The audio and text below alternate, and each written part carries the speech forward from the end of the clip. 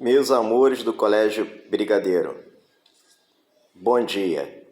Esse vídeo, embora sirva para todos os alunos do primeiro ano do ensino médio, ele é mais específico para meus alunos do Colégio Brigadeiro. Pois bem, vamos lá. As transformações que marcaram a Idade Moderna. Como assim transformações? A Idade Média, a política era de uma maneira, o poder era de uma maneira, a religião era de uma maneira, a cultura era de uma maneira. Já na Idade Moderna, tudo mudou. Então hoje nós vamos trabalhar essas mudanças. Por isso que eu falei que, apesar do vídeo ser para todos os estudantes e amantes da história, é específico para meus alunos do Brigadeiro, pois nesse momento precisam de um resumo desses acontecimentos. Bem, vamos lá. Primeiro, acontecimento no campo político. Na Idade Média, o poder ele era descentralizado. Cada senhor, apesar de já existirem reinos, os reinos eram constituídos de vários feudos, ou seja, o Estado não tinha um poder central. O poder era mais na teoria, mas na prática, quem acabava mandando mesmo eram os senhores feudais. Existia o reino e o reino era dividido em vários feudos. E em cada feudo, os senhores feudais é que mandavam. Os duques, os condes, os barões, os marqueses, cada um mandava e fazia sua própria lei dentro do seu território. Claro que todos deviam obediência ao rei, mas o rei não tinha aquele poder tão seguro, porque afinal de contas ele tinha seus cavaleiros, como os senhores feudais também tinham seus cavaleiros. No final das contas, todos esses cavaleiros deveriam servir ao rei, assim como os senhores feudais. Porém, não foram raras as vezes que senhores feudais se voltaram contra o poder real. Então, o poder era descentralizado. Já na Idade Moderna, qual foi a mudança? O poder se tornou um poder centralizado. O rei passa a ter o poder absoluto. Por isso que esse fenômeno nós chamamos de absolutismo, devido ao poder absoluto do rei. Tá? Nós podemos destacar aí alguns filósofos que já escreviam sobre essa teoria do Estado, nessa questão da necessidade do Estado ser centralizado. Podemos destacar o Jacques Bossuet, também Maquiavel. Tá? Agora, por que ocorreu essa transformação? Essa transformação ela ocorre devido à crise do século XIV na Europa. A crise do século XIV demonstrou que esse poder descentralizado ele não trazia uma coisa que o ser humano gosta muito de ter, que é a chamada segurança. Tá? Então, principalmente os poderosos se sentiram inseguros, então eles abriram mão da autonomia em prol da segurança. Os senhores feudais se uniram em torno dos reis, obtiveram o apoio da burguesia, que também queria o apoio em seus negócios, que ela estava acabando de nascer.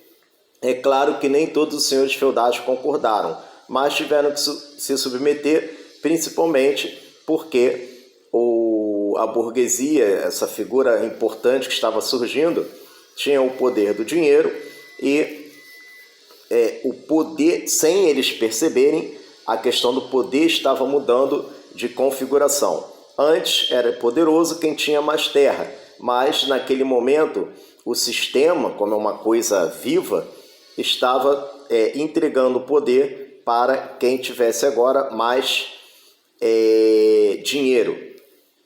No caso, transações comerciais. E transações comerciais que geravam dinheiro, tá? Ou seja, capital. Estava surgindo aí o capitalismo. Essa foi a mudança no campo da política, de descentralizado da Idade Média para centralizado na Idade Moderna. Agora, a mudança no campo da cultura. Até é interessante destacar que alguns teóricos trabalham a mudança da cultura primeiro e depois a mudança da política. Pode ser assim também, tá? Então, a mudança da questão cultural era que na Idade Média o homem ele ficava em segundo plano em relação às coisas pensadas no divino. O ser humano na Idade Média ele era considerado o homo religius. Então, havia duas coisas que ficavam na cabeça do homem medieval: céu e inferno. Então, as pessoas elas se ligavam principalmente, né, em pecar ou não pecar. Pecar, inferno, não pecar, céu. Então, toda a dinâmica do sistema feudal, da sociedade, toda a dinâmica cultural, ela estava relacionada com esse pensamento religioso. Então,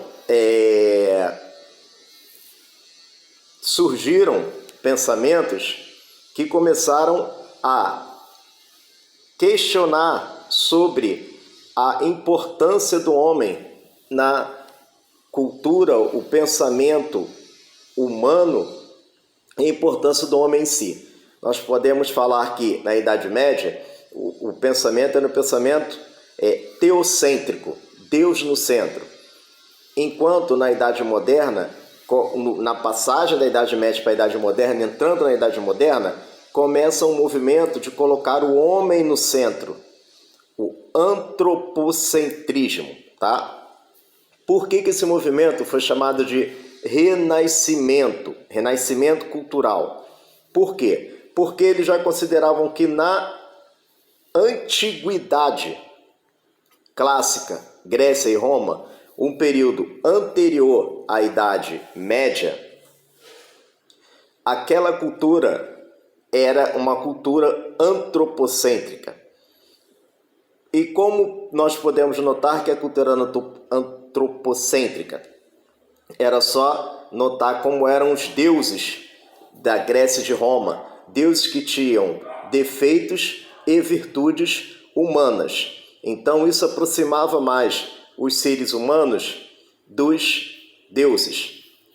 Então, por isso, a idade, eles que achavam que deveria haver um renascimento dessa cultura. Por isso que o nome não é nascimento, e sim renascimento. Eles achavam que essa cultura antropocêntrica, anterior à Idade Média, ela deveria voltar, tá? Então, por isso ela deveria renascer. Esse vídeo está ficando muito longo, eu passo aqui para o outro, vou fazer outro vídeo para os meus alunos, para essa revisão, essa passada nessas transformações que marcaram a passagem da Idade Média para o início da Idade Moderna. Vamos para o próximo vídeo.